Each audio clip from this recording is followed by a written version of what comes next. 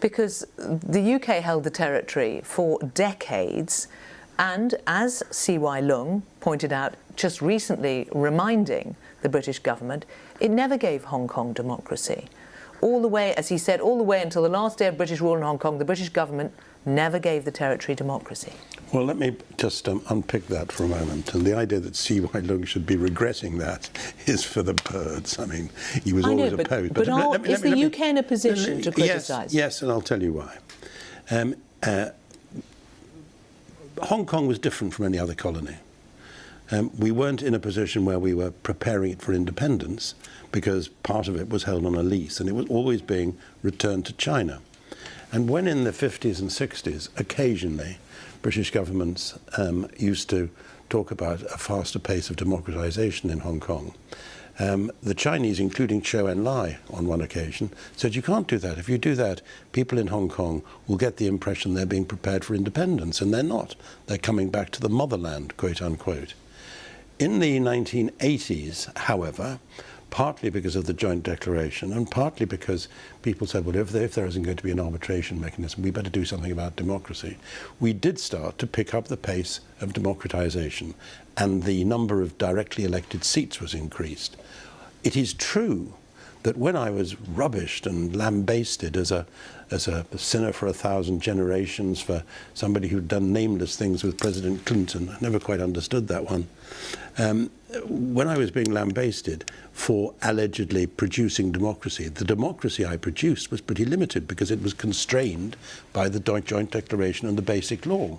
What I tried to do was to make the existing elections as fair and reasonable as possible, and I got rid of the junked, or I junked the many of the arrangements for the functional constituencies, which were sort of rotten pocket boroughs, and increased by about 2 million the number of people who could vote in them. So it was limited, but I think what most annoyed the Chinese wasn't that I'd made the elections a bit fairer, but that I'd actually consulted people in China before doing it, in Hong Kong before doing it, because they thought that any agreement, anything done in Hong Kong should be agreed between the sovereign powers, between Britain and China, and they thought it was nothing to do with Hong Kongers.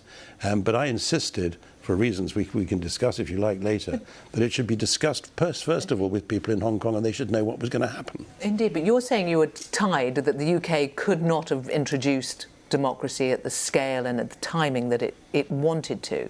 There is still a charge about the way it left Hong Kong, and on this question of double standards, because there's another double standard, which is over the way the West describes protests, and it's flagged up by Regina Ip, who's a Hong Kong Executive Council member. She is indeed. She's chair of its pro-Beijing New People's Party.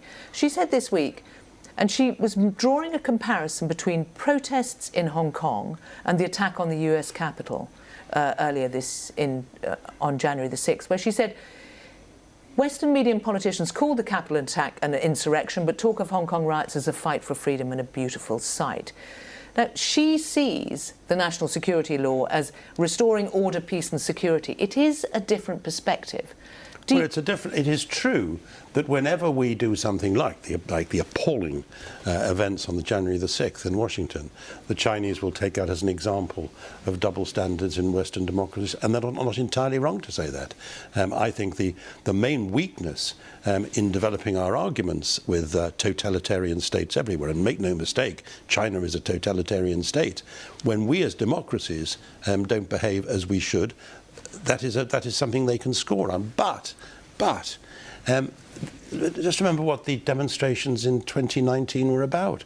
They were against an extradition treaty which would have enabled Hong Kong to send anybody it didn't like up to China to be tried. And when people objected to that, people like Regina Ip said, well, it will mean that from now on China doesn't have to abduct people from Hong Kong.